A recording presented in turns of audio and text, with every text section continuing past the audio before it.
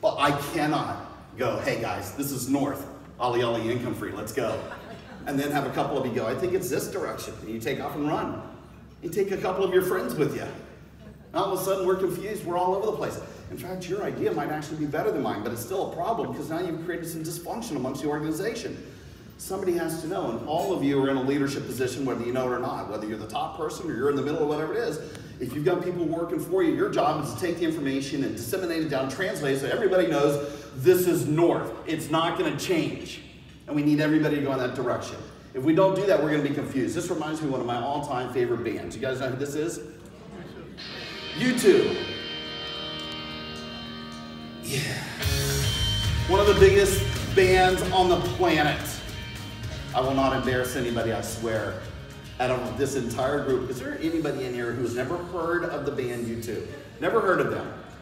We won't even make eye contact with you, I promise.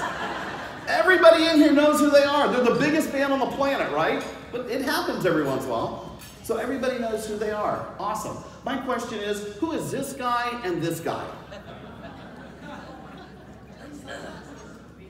I know there's some rockers in the room. I hear a couple names. Adam Clayton is one. That's awesome. And Larry Mullen Jr. Adam Clayton and Larry Mullen Jr. Most of us know them as what? The other two dudes in U2, right? You probably know Bono, I'm guessing. You might even know the guitarist, The Edge. They're the front-facing people in U2. That happens all the time. But people forget about these other two. Adam Clayton and Larry Mullen Jr., who people forget all the time. You know why? Because people are always interested in the lead guitarist. Out there just jamming, front guy, front girl, jumping out in the audience, body surfing all over. Everybody's watching them, of course. You know who you forget? The bass player sitting way over here on the edge of the stage. Subtle, keeping beat, keeping quiet, taking their lead from the lead, because that's what their job is. Can't even see the drummer. He or she's hanging out way back there in the back. But we need these people. This is the rhythm section. It's the bass player and the drummer. As awesome as Bono and The Edge is, it is not U2 unless you have all four of these people. I've seen interviews with Adam and Larry. They say that every single time they're performing at a U2 show, every single gig, they're trying to do the exact same thing they did the night before. No changes, zero. They do not want to screw that thing up. They're doing exactly the same thing. You go talk to the other two guys.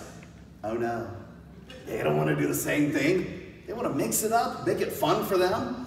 Bono actually will see people that were just at the gig the night before. He doesn't want them to have the same experience. He's going to change it. Constantly trying to mix it up and soar the band to new heights and take it some crazy different direction. They might actually see at that moment that the audience isn't in the state of mind that they intended at that moment. So they'll change the set list. That's what the lead is supposed to do. But we need Adams and Larrys.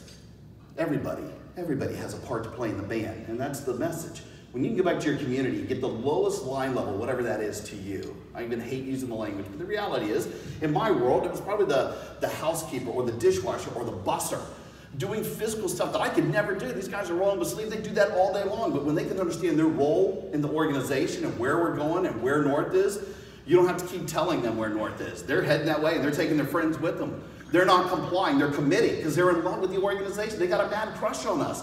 But you got to go and spend the time with those people just as much as the awesome frontline people. The takeaway is all about communication. Be like U2. Get everybody singing off the same sheet of music. I'm not going to tell you what it is because I don't know what it is. Everybody in here's got to decide for yourself. Is it really more pieces of paper in the break room?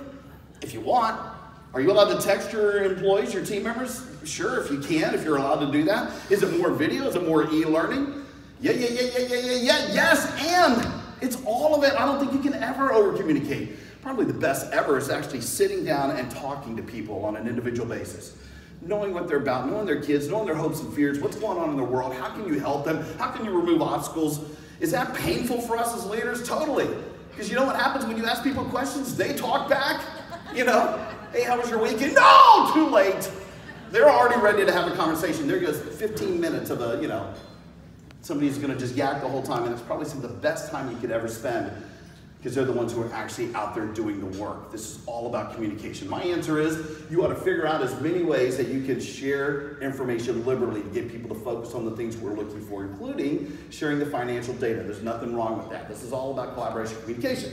Now, I can't talk about culture without talking about service, and I can't talk about service without going anywhere. Webinar, some conference, without hearing that word differentiated. That is quite the buzzword right now. I gotta be different than everybody else. Yes, I agree. How do you do that? I'm looking for examples, and this is where it gets fuzzy for people. They say to go out and do that, but they don't give you a lot of specific steps. And in fact, I'm gonna tell you right now, I used to teach a class called Creating Differentiated Service. An entire half day. And I've come to the conclusion it's like one bullet point.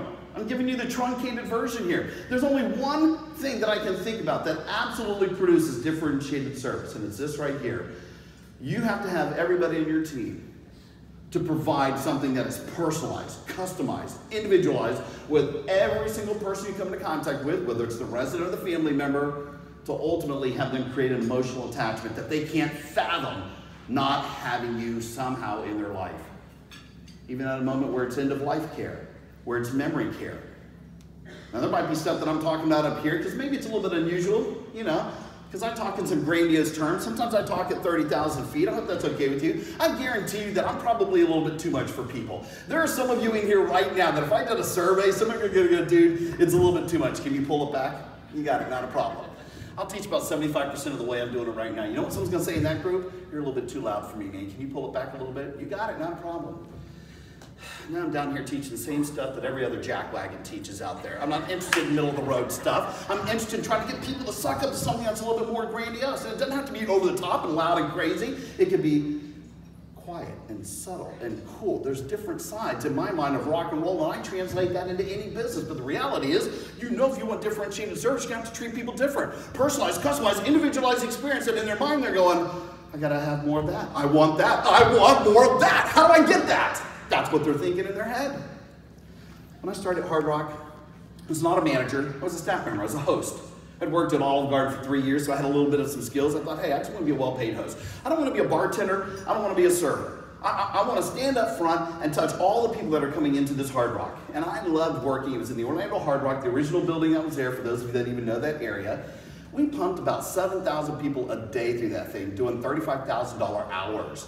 It's unheard of in a restaurant environment. So for me, that's pretty exciting and fun. I like being around people, so I want to do something different. So I stood up there and I loved working for a brand that allowed me to say and do and be and look however I wanted to. My hair didn't go up back then, it went down. I had a long mullet, 2.5 feet. I could sit on my hair at one time.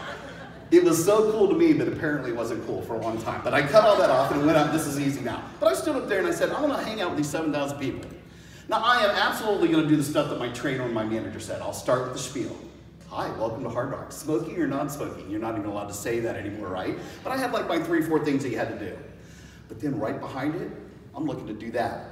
I'm like, what can I do to personalize, customize, individualize for 7,000 people? Did I get a chance to do that every time? No. It's probably busy as all get out in some places. Maybe people didn't have the time for it, but I'm sticking my neck out and taking a chance. So I'm from Central, I grew up in Kissimmee. A lot of my friends ride horses coming into high school. Well, they go downtown when they're going to a retail store, they were tying their horses up. No lie, I thought this was a myth. It actually happens in downtown Central Florida. There's still pasture land out there. I haven't seen people that would come in and they're wearing a hat, but when I saw a cowboy hat, whoo, that was my jam. Like I was sticking my neck out and I'd say something like, hey, what's up, Tex? Now one of 2 things are gonna happen when you do that. It's either it's gonna be awesome or it's not, right? If I see they're just looking at me stoic, no expression, it's not funny to him or her, I resort back into my Hard Rock training. I'm like, ooh, whoa, okay. That person needs something else. They need attention to detail and sense of urgency and eye contact. If I know I'm gonna use their name or whatever. But the reality is, I saw the smirk, man. I saw the smirk, I saw them chuckle, I saw them ribbon their friend. I got them. I could do anything I want with them. I've started them on their journey just by saying, hey, what's up, Tex? People would come in with a competitor t-shirt like Planet Hollywood or House of Blues or Rainforest Cafe. I would look at him, I'd be like, seriously? I would never let it slide. You're wearing that? Come on, man, really? You're wearing my logo? When they come in with the Hard Rock hat or the t-shirt, I think they put it on. They thought about it this morning when they were putting it on. They're like, I'm gonna wear my Hard Rock shirt. They're part of the family. Chest pumping them, I'm high-fiving them, because they're part of the tribe, so I treat them like that. You come in with kids, I know the way to a parent's heart. I'm hanging out with the kids. I'm down on one knee, coloring the coloring book, playing with the toys. In a restaurant environment, I used to let the kids make the order for the table. Treat them like rock stars. If you're a parent in the room, somebody's hanging out talking to your kids and you get to eat a hot meal for once, take out your wallet. Somebody's making more money. That's worth something, right? I've seen people staring out